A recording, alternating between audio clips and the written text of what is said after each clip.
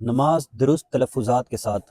آج ہم سورہ اخلاص، تسمیع، تحمید، رکوع اور سجود کی تسبیحات یہ درست تلفظات اور تجوید کے ساتھ سیکھیں گے تاکہ ہماری نماز درست ادا ہو۔ سب سے پہلے سورہ اخلاص۔ قل هو اللہ احد اللہ الصمد لم یلد ولم یولد ولم یکن لہ کفوا احد۔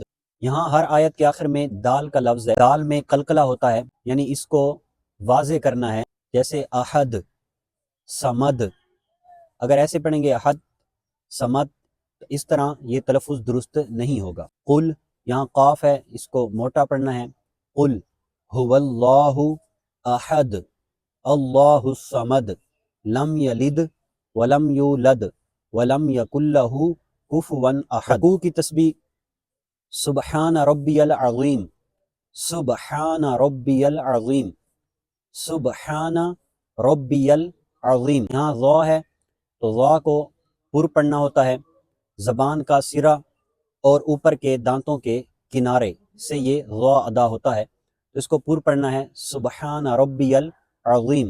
اگر یہ کسی سے صحیح ادا نہیں ہو پاتا تو وہ عظیم کی جگہ کریم کا لفظ بول لے، سبحان ربی الکریم۔ اس کے بعد تسمیع ہے، یعنی سمع اللہ لمن حمیدہ، تو اس کا درست تلفظ سیکھ لیجئے، سمع اللہ لمن حمیدہ، سمع اللہ لمن حمیدہ۔ اس کے بعد تحمید، یعنی ربنا لک الحمد، اس کو ربنا ولک الحمد بھی پڑھ سکتے ہیں، اللہم ربنا ولک الحمد، یہ سب سے بہتر طریقہ ہے۔